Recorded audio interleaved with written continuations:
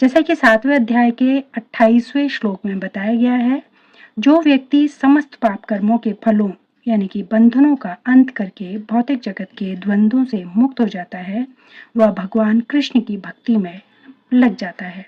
दूसरे शब्दों में, जो लोग भगवत भक्ति में लगे हुए हैं, वे समस्त कर्म फलों बंधनों से पहले से मुक्त हुए रहते हैं।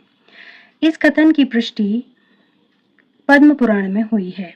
जो लोग भगवत भक्ति में रत हैं, उनके सारे पाप कर्म चाहे भलीभूत हो चुके हों, सामान्य हो या बीज में हो, क्रमशः नष्ट हो जाते हैं। अतः भक्ति की शुद्ध कारिणी शक्ति अत्यंत प्रबल है और पवित्रम उत्तमम अर्थात विशुद्धतम कहलाती है। उत्तम का तात्पर्य दिव्य है, तमस का अर्थ या भौतिक जगत या अंधकार है और उत्तम का अर्थ भौतिक कार्यों से परे हुआ है। भक्तिमय कार्यों को कभी भी भौतिक नहीं मानना चाहिए। यद्यपि कभी कभी ऐसा प्रतीत होता है कि भक्त भी सामान्य जनों की भांति रत रहते हैं। जो व्यक्ति भक्ति से अवगत होता है, वही जान सकता है कि भक्तिमय कार्य भौतिक नहीं होते, वे आध्यात्मिक होते हैं और प्रकृति के गुणों से सर्वथा अदूषित होते हैं।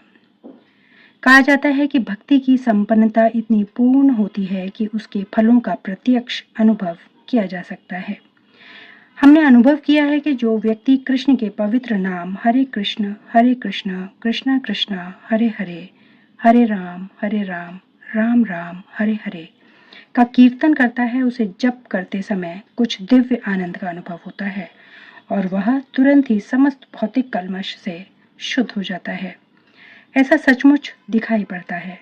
यही नहीं, यदि कोई श्रवण करने में ही नहीं अपितु भक्ति कार्यों के संदेश को प्रचारित करने में भी लगा रहता है या कृष्ण भावनामृत के प्रचार कार्यों में सहायता करता है, तो उसे क्रमशः आध्यात्मिक उन्नति का अनुभव होता है।